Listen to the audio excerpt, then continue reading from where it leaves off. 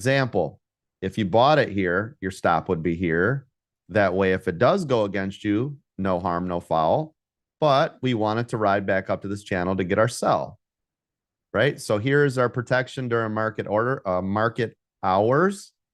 You are protected with your stop, right? Which we just don't get in pre-market. This is why if you're going to do it pre-market, just do it with smaller dollar amounts. And then you would do the same thing up here.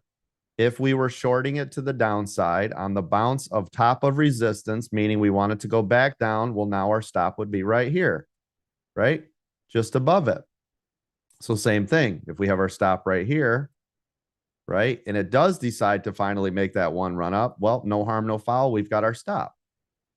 It's either long candle through, I'm out, or a small candle with another candle, right? Which is confirmation. Because if we have a long candle through, remember, any long candle that pops through, it has a long way to come back. That means I don't want to be in that.